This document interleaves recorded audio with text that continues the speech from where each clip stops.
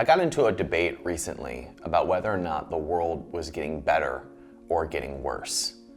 And we had our list of facts and our list of reasons about whether or not the world was improving or it was degrading. Is the world getting better, more prosperous, safer, cleaner? Or is it getting more divided? Is there more inequality? Is there more suffering? Is there more pain? The answer to all of these questions is yes. The world expands. That's what it does. The universe expands, economies expand, governments expand. And as the world expands, the menu of options expands. The amount of opportunities expands. The amount of data, the amount of information, the amount of distractions all expand. And that will continue on forever. Oftentimes we look at what we call the good old days and think of simpler times. Every previous time was a simpler time because there were fewer options, there were fewer distractions, there were fewer opportunities. Today, we're accelerating faster than ever. So as a result, we have more data points.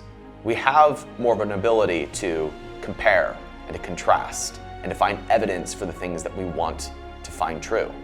If you're curious about why so many people believe so many weird things, it's because today you can pick a belief and find evidence for that belief, no matter what the belief is. We have access to more information, access to more data, access to more people than ever before. So is the world getting better? Yes. And is the world getting worse? Yes. It is simply a matter of which one you pick and find data for. And we could compare our data points all day long, it wouldn't matter. All that mattered was what you believed. Because what you believe determines which data points you see. It determines which people you trust. It determines which pieces of information you determine to be true. If you don't believe me, put two people on the opposite side of the political debate in the same room and listen to who they quote and listen to who they discard. We as human beings like to think that we are logical and rational. And we like to believe that we find information first and then we come to our conclusions. But the brain and the body don't work that way. We make our decisions emotionally. We come to our beliefs emotionally.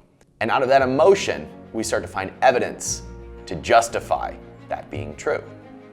This is also true with our excuses. So if you believe that you were dealt an unfair hand financially, you will find evidence to support that. You will find all the reasons to justify your financial situation. And then you will judge those who had different situations from your own. Now, is this right or this wrong? It's neither. It's your own belief. And from that place, you then find information to justify that belief. So when we put people into groups and we judge those groups, or we analyze how people got wealthy and then we judge whether or not it was ethical, these are not objective observations. They are justifications for the beliefs that we already have about the situation. When you find yourself in a life situation that you do not want, the judgment that you have about it perpetuates you staying in it. You being unhappy with your business, with your finances, or your relationships.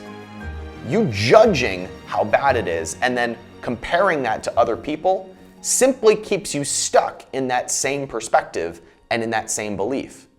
You're actually finding additional evidence to support you being in that situation. The irony of that is your own perspective and judgment of it stops you from ever finding your way out. And so you want something different. You want something to change. But you're actually building additional thought loops over and over and over again that just make it faster and easier for you to justify staying exactly where you are. This is what some people call a comfort zone. A comfort zone is simply a lot of beliefs that continue to find more evidence of why it's safer for you to stay where you are. This is what some people call complacency. One thing that I like to do when I find myself in one of these situations is simply try on different beliefs. What if I believed that things could be different? Or not only different, but What if I believed that the situation that I was in was perfect? What if I really believed that the financial situation that I'm resenting right now was actually my ticket to financial freedom? What if I believed the person in my life was the one? What if I believed the opportunity that I wasn't pursuing was the thing that would change my life? When I try on that belief, it allows me to see evidence for a different belief. It allows me to consider evidence that I'm currently blind to. It allows me to look at things from a different perspective that I'm not able to see because I'm blinded by my own beliefs. We all have beliefs, and none of them are right or wrong, but your brain continues to find evidence to justify them, which is why yesterday looks a lot like today and will probably look a lot like tomorrow. So how do we change? Now let's look at a situation like money. We look at someone who is successful, a billionaire, perhaps.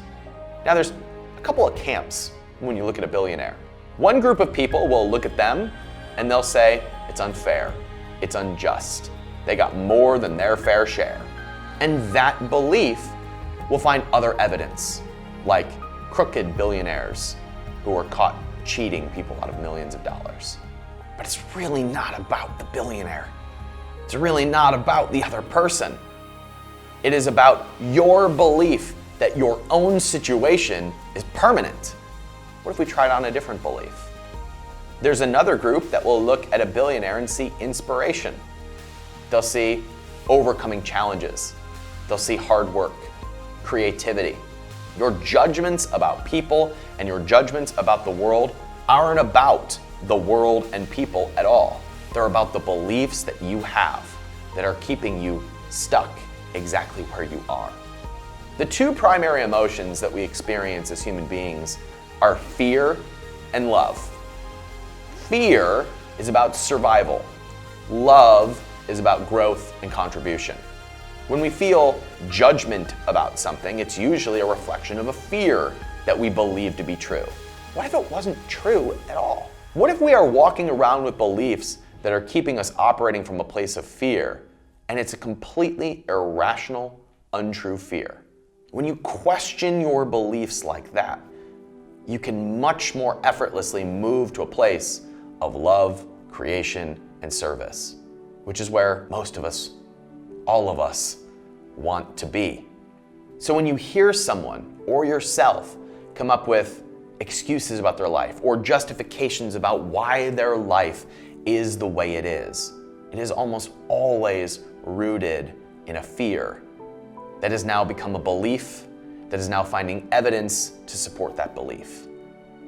And so instead of debating them with facts and logics and reason, the best thing that you can do is listen for the belief behind what they're saying. This will do a couple things. One, it'll make them feel heard.